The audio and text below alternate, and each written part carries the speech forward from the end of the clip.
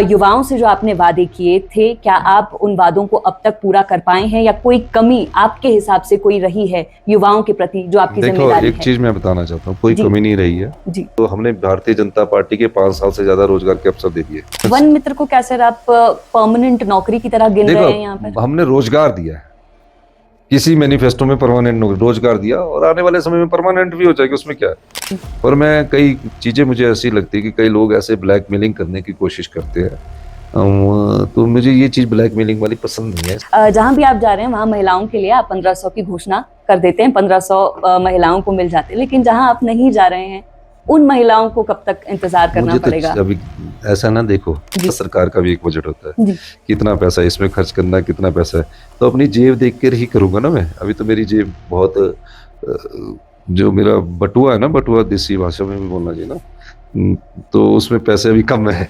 कुछ सरकारी स्कूलों की परिस्थितियों पर भी मैं बात करना चाहूंगी। अभी कुछ जगहों पर जहां आप गए, जैसे डोडरा-क्वार आप गए, पांगी आप गए, बंजार आप गए, वहां पर कुछ स्कूल्स हमने देखे। शिक्षकों की कमी सर एक बहुत बड़ा मुद्दा है। बहुत ही बड़ी शिक्षकों की कमी है। मैं आपको एक और बताना चाहता हूँ, तो सरकारी स्कूलों में अभी कमियां हैं और गुणात्मक शिक्षा हमारी 21वें स्थान पर है। कमियां हैं, बिल्कुल ठीक है। केंद्र सरकार द्वारा लगातार प्रेशर बनाया जा रहा है यूपीएस को लागू करने का। क्या फ्यूचर में सरकार इसके बारे में सोच सकती है? देखो, अभी तक तो हमारा सरकारी, अब कितना हम दबाव सहन करते हैं उसके बाद ही हम कोई फैसला कर सकते हैं। अभी तक तो हम दबाव सहन कर रहे हैं। सर, जिलों की भी मांग उठती रहती है हिमाचल प्रदेश में, चाहे देहरा हो या नूरपुर हो या सुंदरनगर हो, तो क्या इस सरकार का फ्यूचर में कोई प्लान है? परिस्थितियों के हिसाब से जी। और आने वाले समय में ये सब चीजें सोची जा सकती है। 7 महीने हो गए हैं हिमाचल प्रदेश में, संगठन नहीं बन पाया है, तो क्या आपको नहीं लगता, आप तो संगठन के अध्यक्ष रहे हैं, 2 बार रिपीट होने वाले आप अध्यक्ष हैं, तो आपको नहीं लगता कार्यकर्ताओं की जो नाराजगी है वो आगे चल के कांग्रेस को भारी पड़ेगी? नहीं, अभी तो ठीक बोला, इसका नुकसान तो पार्टी को हो रहा है। लेकिन ऐसा माना जा रहा है कि अध्यक्ष पद को लेकर जो देरी है वो कहीं ना कहीं इसी वजह से है कि सहमति नहीं बन पा रही है आपकी तरफ से, गुटों में जो है संतुलन नहीं बैठ पा रहा है। कौन सा गुट है? गुट कहाँ रहा? गुट तो आप ही आप हैं सर, सर्वा कांग्रेस के। कांग्रेस है, गुट नहीं है। अब संगठन बनने वाला है, संगठन बनेगा जी। अगर प्रतिभा जी प्रेसिडेंट बनती है हमें फिर भी खुशी है जी। और अगर प्रतिभा जी नहीं बनती है जी, तो कोई दूसरा बनता है तो भी हमें संगठन का कार्य करना है। लेकिन प्रतिभा सिंह जी ने अच्छा काम किया, उनको रिपीट करते मुझे कोई ऑब्जेक्शन नहीं। पिछले कुछ दिनों में सोशल मीडिया पर कुछ चर्चाएं चल रही थी, पोस्ट किए जा रहे थे कांग्रेसी नेताओं द्वारा भी, उप मुख्यमंत्री ने भी एक पोस्ट किया था, उसके बाद ये चर्चा थी कि कुछ गड़बड़ फिर से कांग्रेस में है। इन पोस्ट को लेकर आप क्या कहेंगे? कोई गड़बड़ नहीं है, वो मुख्यमंत्री हमारे साथ ही है, बिल्कुल ठीक, हम दोनों काम कर रहे हैं और मंत्रिमंडल में भी कोई गड़बड़ नहीं है। फ्यूचर में क्या मुख्यमंत्री सुखविंदर सिंह सुक्खू देहरा से कभी चुनाव लड़ सकते हैं? क्या कभी ऐसा हो सकता है? मैं नौदौन से विधायक रहा हूँ, मैं शिमला से 10 साल पार्षद रहा हूँ, शिमला कॉलेज का प्रेसिडेंट हूँ, मैं कहीं से भी चुनाव लड़ सकता हूँ। नमस्कार, मैं नेहा धीमान और फर्स्ट वर्डिक मीडिया की ओर से आज की इस खास चर्चा में आप सभी का स्वागत है। दर्शकों, हिमाचल प्रदेश के मुख्यमंत्री सुखविंदर सिंह सुक्खू 2 दिवसीय दौरे पर किन्नौर में है और किन्नौर का मुख्यमंत्री का ये दौरा किन्नौर के लिए कितना फ्रूटफुल होने वाला है उस पर चर्चा करेंगे और साथ ही चर्चा करेंगे हिमाचल प्रदेश के विभिन्न मुद्दों पर। चर्चा के लिए मुख्यमंत्री सुखविंदर सिंह सुक्खू हमारे साथ मौजूद है। सर, आपका बहुत बहुत स्वागत है फर्स्ट वर्डिक पर। धन्यवाद। सर, सबसे पहले तो मैं यही आपसे जानना चाहूंगी, टूरिस्ट के लिए पहली बार शिपकिला पास को खोला जा रहा है, आज से पहले ऐसा कोई थॉट कभी आया नहीं। सबसे पहले तो यही जानना चाहूंगी कि ये थॉट कहां से आया कि शिपकिला पास को खोला जाना चाहिए, और अगर इंडो चाइनीज रिलेशंस को हम देखते हैं तो कितना सेफ ये है टूरिस्ट के लिए भी? ये टूरिस्ट के लिए नहीं बल्कि किन्नौर के लोगों के लिए भी पहली बार ही खुला है जी। ये व्यवस्था परिवर्तन के द्वारा हमारी सरकार ने काफी पहले सोच लिया था। माननीय जगत सिंह नेगी जी से मेरी चर्चा हुई थी कि बॉर्डर टूरिज्म को बढ़ाना चाहिए। इस मामले को हमने डिफेंस मिनिस्ट्री के साथ भी उठाया और मैं डिफेंस मिनिस्ट्री का भी धन्यवाद करना चाहता हूं कि उन्होंने हमारी इस मांग को स्वीकार किया और चितकुल के रास्ते, शिपकिला के रास्ते वाले टूरिज्म, बॉर्डर टूरिज्म को खोला गया। कल इसका हम बॉर्डर टूरिज्म खोलने की औपचारिक शुरुआत करेंगे सर, शोंगटोंग जो पावर प्रोजेक्ट है, आज उसका निरीक्षण आपने किया है। ऐसा माना जा रहा है कि काफी रेवेन्यू जो है वो इंक्रीज करेगा। हिमाचल प्रदेश की इकोनॉमी के लिए इस तरह के प्रोजेक्ट्स कितने ज्यादा इंपॉर्टेंट है, वो भी मैं आपसे जानना चाहूंगी। और रॉयल्टी की भी मांग की जा रही है जो बाकी के प्रोजेक्ट्स है देखो, उनसे, तो ये कितना शोंगटोंग इंपॉर्टेंट है? प्रोजेक्ट पिछले 20 सालों से बन रहा था जी एक तरफ तो जमीन का ही चक्कर पड़ा था, जमीन ही इन्होंने एक्वायर नहीं की थी। जी शोंगटोंग आत्मनिर्भर हिमाचल के लिए सबसे बड़ा प्रोजेक्ट होगा। मैं इसको जल्दी तैयार करवाना चाहता हूँ। कई प्रकार की बातें उठती है कि ये हो गया वो हो गया, लेकिन शोंगटोंग जब बन जाएगा 26 में तो 1000 करोड़ रुपया साल का रेवेन्यू देगा। ये प्रोजेक्ट्स डेवलपमेंट के लिहाज से तो सर बहुत इंपॉर्टेंट है हमारे लिए, लेकिन अगर हिमाचल प्रदेश के पहाड़ों को हम देखें तो जियोलॉजिकली बहुत फ्रेजाइल एरिया है। ये जो प्रोजेक्ट्स बनते हैं इसमें टनलिंग होती है, ब्लास्टिंग होती है, तो उसके लिए क्या विचार है नहीं, सर? ये आपकी जो है ना, एक ये जो स्टडी है, जी। ऐसा नहीं है हार्ड रॉक में कोई भी टनल बनती है और प्रोजेक्ट बनते हैं, ऐसा कोई ऐसी बात नहीं है। जी। जहाँ सॉफ्ट रॉक होती है वहाँ थोड़ा बहुत जरूर नुकसान होता है। अब देखिए कालका शिमला की टनल जी। 103 टनलें बन गई थी, तो पहाड़ अगर फ्रेजाइल उस समय होते तो 100-150 साल पुराना इतिहास देख लीजिए। तो जो एनवायरमेंटली और ज्योग्राफिकली जो हमारा हिमालय फ्रेजाइल है, इसमें कोई दो राय नहीं, लेकिन उसका इम्पैक्ट थोड़ा बहुत जरूर होता है। जी। लेकिन अब तो बन चुके हैं प्रोजेक्ट, 14,000 मेगावाट तो हम हार्नेस कर चुके हैं, पर हमको उन राइट्स नहीं मिल रहे। वो कहते हैं कि उस समय आपने एग्रीमेंट किया, उस समय हमारी स्थिति नहीं थी, हम छोटी स्टेट होते थे, वहां पंजाब के पार्ट थे। अब जी। बताइए, 5 नदियां हिमाचल से जाती है, हरियाणा को भी पानी देती है, दिल्ली को भी पानी देती है, पंजाब को भी पानी देती है, और देना भी चाहिए, इसमें कोई जी, दो राय नहीं है। हवा हम शुद्ध सबको देते हैं, और जब हमारे अधिकारों की बात आती है तो उसमें अड़ा देते हैं। बीबीएमबी का एरियर 4300 करोड़ रुपए का जो पावर प्रोजेक्ट का है, उन्होंने सुप्रीम कोर्ट ने भी हमको दे दिया, अवार्ड भी कर दिया। अभी तक 14 साल से हमें एरियर नहीं ले पड़े, क्योंकि हम छोटी स्टेट है।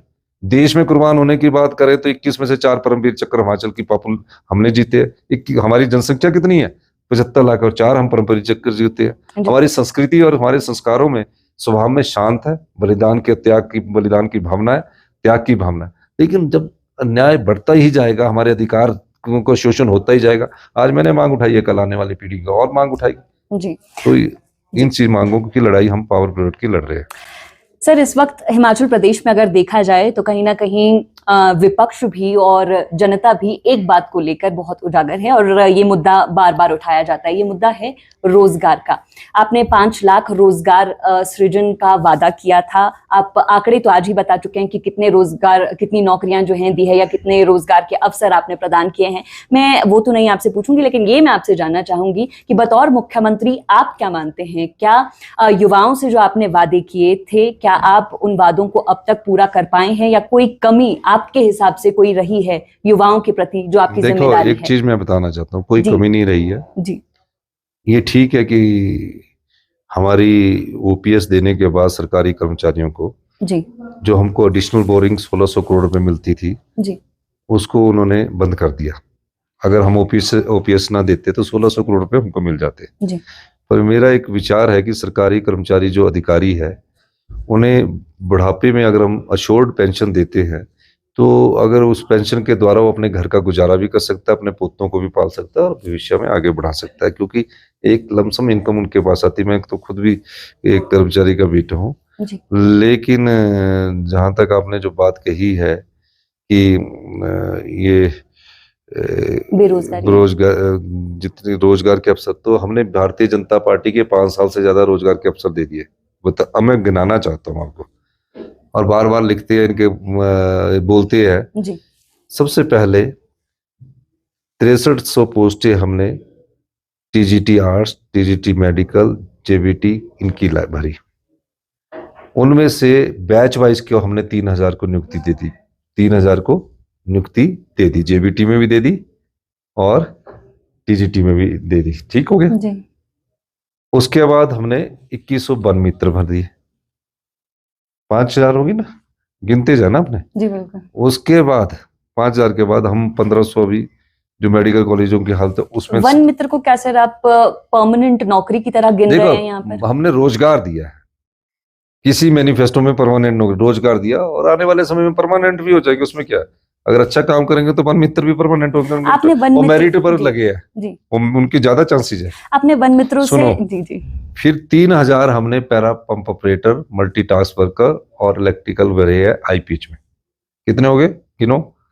3 और 2 5, जिनको भी दे 3 8 राइट। और 1500 के करीब हम पब्लिक सर्विस कमीशन के तहत रोजगार दे दिए, क्लास 1, क्लास 2, क्लास 3, जिसमें डेंटल डॉक्टर है, एक्साइज है, सारे लोग चले हुए हैं। और उसके अलावा मैं आपको और बताना चाहता हूँ, अभी हमने 961 पोस्टें टीजीटी की राज्य चयन आयोग से निकाली है। पटवारी की 900 पोस्टें निकाल रहे, 6000 एनटीटी की पोस्टें निकाल रहे, 7000 आय की पोस्टें आउटसोर्स पर निकाल रहे। तो पटवारी रेगुलर भरेंगे, प्रोफेशनली ट्रेनर पर भरेंगे, टीजीटी होगा, 1000 जेबीटी निकाल रहे जी।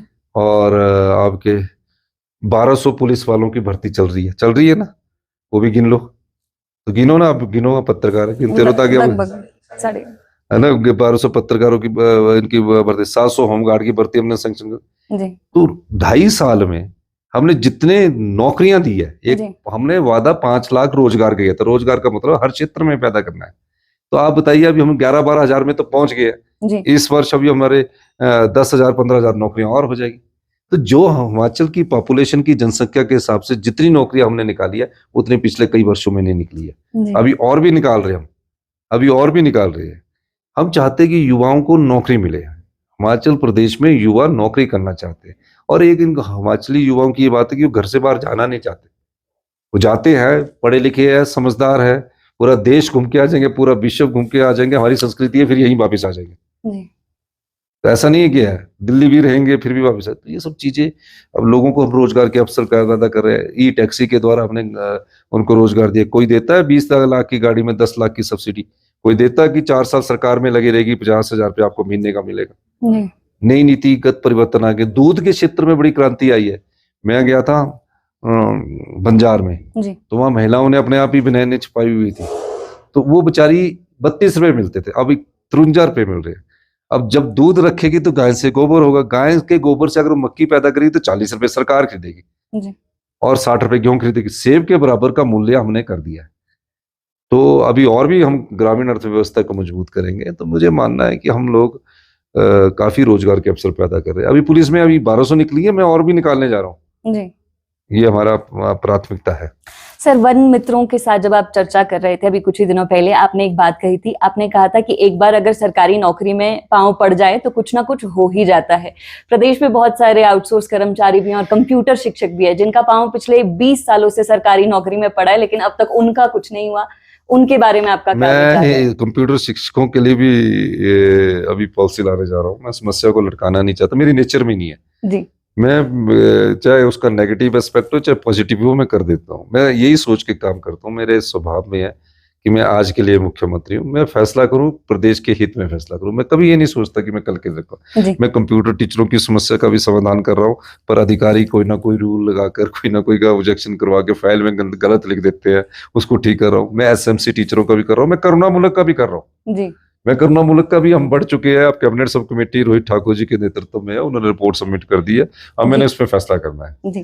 तो मैं सोचता हूँ कि प्रदेश की जनता मेरा परिवार है। मैं जो भी कार्य समझता हूँ एक मुखिया के परिवार के तौर पर सोचता हूँ कि इसका भी भला हो जाए, उसका भी भला हो जाए। पर मैं कई चीजें मुझे ऐसी लगती है कि कई लोग ऐसे ब्लैकमेलिंग करने की कोशिश करते हैं, तो मुझे ये चीज ब्लैकमेलिंग वाली पसंद नहीं है। इसलिए मैं किस तरह की ब्लैकमेलिंग? जैसे कई पत्रकार महोदय भी होते हैं ना, वो भी कई बार ऐसी चीजें चला देते हैं जिससे किसी की राजनीतिक इमेज को टारनिश करने की कोशिश करते हैं, शोषण करने। तो मैं किसी भी प्रकार की ब्लैकमेलिंग से निश्चित तौर पर मैं उससे कभी घबराता नहीं हूँ। मैं कहता हूँ कि अगर गलत किया तो उसकी गलत के लिए हम बोलेंगे।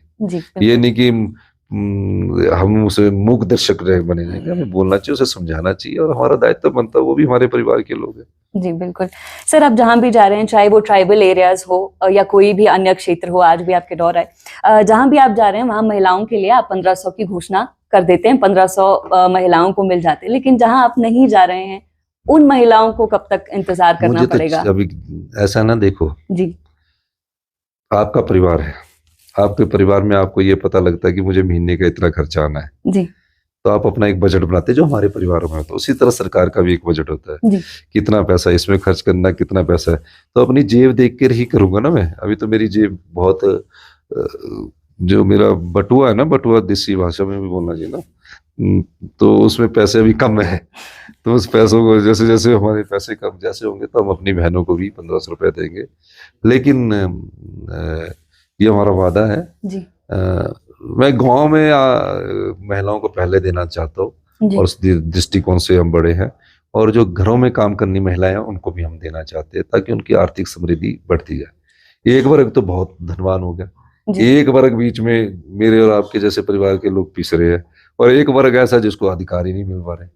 तो इन सब अधिकारों के लिए लड़ना है। हम कोई पैसा कमाने के लिए थोड़ी आए राजनीति में, हम लोगों की सेवा करने के लिए आए हैं। और हम आप जैसे परिवार से उठकर राजनीतिक मुकाम पर पहुंचे, तो मुझे पता कि एक आम परिवार का दर्द क्या, तो उसको बांटना संपदा का अधिकार, ये मेरा दायित्व है। जी सर, स्कूलों की, कुछ सरकारी स्कूलों की परिस्थितियों पर भी मैं बात करना चाहूंगी। अभी कुछ जगहों पर जहां आप गए, जैसे डोडरा क्वार आप गए, पांगी आप गए, बंजार आप गए, वहां पर कुछ स्कूल्स हमने देखे। शिक्षकों की कमी सर एक बहुत बड़ा मुद्दा बहुत है ही स्कूलों बड़ी में। शिक्षकों की कमी है। मैं आपको जी एक और बताना चाहता हूँ। जी हमारे एक शिक्षक पर मैं ना स्कूल चल रहे सरकारी हैं सर। स्कूल में पढ़ा, जी मैं सरकारी स्कूल में पढ़ा, मैं यूनिवर्सिटी तक गया पढ़ा है।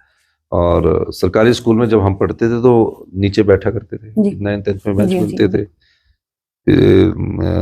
ये धीरे धीरे फिर हमको विश्वास यूनिवर्सिटी कॉलेज में होके अपनी एजुकेशन पर होता गया, पढ़ते गए, आदत बन गई, काम करने की आदत बन गई, पढ़ने की आदत बन गई, स्वभाव में आ गया।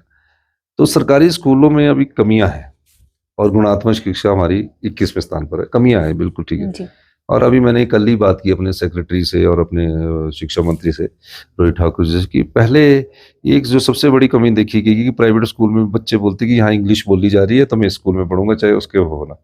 और क्वालिफाइड टीचर सरकारी स्कूलों में भी है, प्राइवेट में भी है। जी तो मैंने कहा कि आप ऐसा करिए कि टॉप स्पेशल ड्राइव चलाइए इंग्लिश टीचर रिक्रूटमेंट का। जी तो अभी वो भी मैं आपको बताने जा रहा हूँ कि 500 टीचर इंग्लिश के हम हाई एंड हाईली क्वालिफाइड टीचरों की हम रिक्रूटमेंट करने जा रहे हैं, फिक्स्ड टेन्योर पर कर रहे हैं, फिक्स्ड अमाउंट पर। जी और उसके बाद जो होगा ताकि इंग्लिश भी उन बच्चों को पढ़ाई जाए। और सरकारी स्कूलों को हम क्लस्टर इकट्ठा कर रहे हैं, कई बच्चे, 2 बच्चे, वहां क्या पढ़ाई करनी, उस बच्चे का एक्सपोजर ही नहीं होना, तो हम उनको किराया भी दे देंगे, उनका खर्चा भी कर देंगे। लेकिन हम कुछ स्कूलों को मर्ज कर रहे हैं, कुछ स्कूलों को बंद इसलिए करना पड़ रहा है कि वहाँ बच्चों का पढ़ाई कैसे होती है जब काफी बच्चे घुलते मिलते हैं, लड़ते हैं, बात करते हैं, चर्चा करते हैं, अपने परिवार की बात करते हैं, बाहर की बात करते हैं, उनका एक्सपोजर होता है। जी अब जहाँ 2 बच्चे होंगे तो क्या करेंगे वो।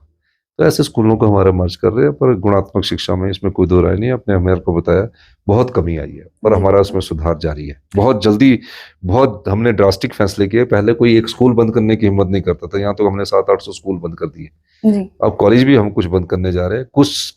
कुछ नगर निगम पंचायतों में हमारे गर्ल्स स्कूल अलग है और बॉयज स्कूल अलग है। जी 78 के करीब ऐसे स्कूल है, उनको भी हम मर्जर करने जा रहे हैं कि को ऐड कर देंगे +1 +2 में।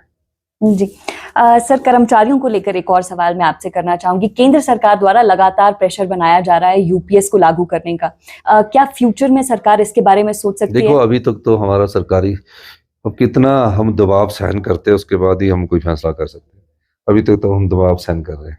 सर, जिलों की भी मांग उठती रहती है हिमाचल प्रदेश में, चाहे देहरा हो या नूरपुर हो या सुंदरनगर हो। तो क्या इस सरकार का देखिए, फ्यूचर में कोई प्लान है? परिस्थितियों के हिसाब से जी और आने वाले समय में ये सब चीजें सोची जा सकती है।